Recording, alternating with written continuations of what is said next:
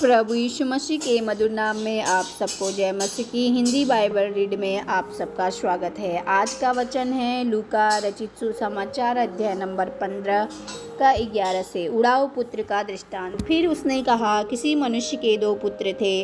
उनमें से छोटे पिता ने पिता से कहा, हे पिता, संपत्ति में से जो भाग मेरा हो वह मुझे दे दीजिए।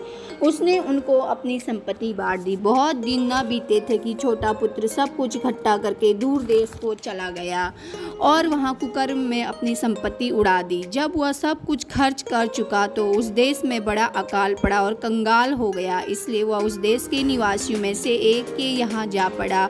उसने अपने खेतों में सुअर चराने के लिए भेजा और चाहता था कि उन फलियों से जिन्हें सुअर खाते थे अपना पेट भरे, और उसे कोई कुछ नहीं देता था। जब वह अपने आपे में आया तब कहने लगा, मेरे पिता के कितने ही मजदूरों को भोजन से अधिक रोटी मिलती है और मैं यहाँ भूखा मर रहा हूँ।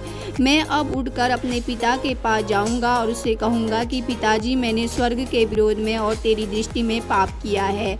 अब इस योग्य नहीं रहा कि तेरा पुत्र कहलाऊँ। मुझे अपने एक मजदूर के समान रख ले। तब वह उठकर अपने पिता के पास चला। वह अभी दूर ही था कि उसके पिता ने उसे देखकर तरस खाया और दौड़कर उसे गले लगाया और बहुत चूमा। पुत्र ने उससे कहा, पिताजी, मैंने स्वर्ग के विरोध में और तेरी दृष्टि में पाप किया है और अब इस योग्य नहीं रहा कि तेरा पुत्र कहलाऊं। परंतु पिता ने अपने दासों से कहा, झट अच्छे से अच्छा वस्त्र निकालकर उसे पहनाओ और उसके हाथ में अंगूठी और पाँव में जूतियाँ पहनाओ और पला हुआ बछड़ा लाकर मारो, ताकि हम खाएं और आनंद मनाएं। क्योंकि मेरा यह पुत्र मर गया था, फिर जी गया है, खो गया था, अब मिल गया है। और वे आनंद करने लगे। परंतु उसका जेठा पुत्र खेत में था। जब वह आते हुए घर के निकट पहुंचा तो उसने गाने बजाने और नाचने का शब्द सुना।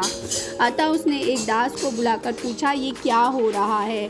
उसने उससे कहा, तेरा भाई आया है और तेरे भाई ने पला हुआ बछड़ा कटवाया है, इसलिए कि उसे भला चंगा पाया। यह सुनकर वह क्रोध से भर गया और भीतर जाना न चाहा। परंतु उसका पिता बाहर आकर उसे मनाने लगा।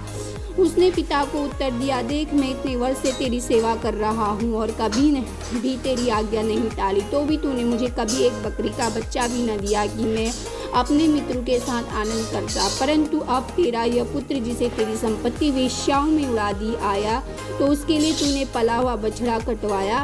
उसने उससे कहा, पुत्र, तू सर्वदा मेरे साथ है और जो कुछ मेरा है वह सब तेरा ही है। परंतु अब आनंद करना और मगन हो जाना चाहिए, क्योंकि यह तेरा भाई मर गया था, फिर जी गया है, खो गया था, अब मिल गया है। हालेलुया।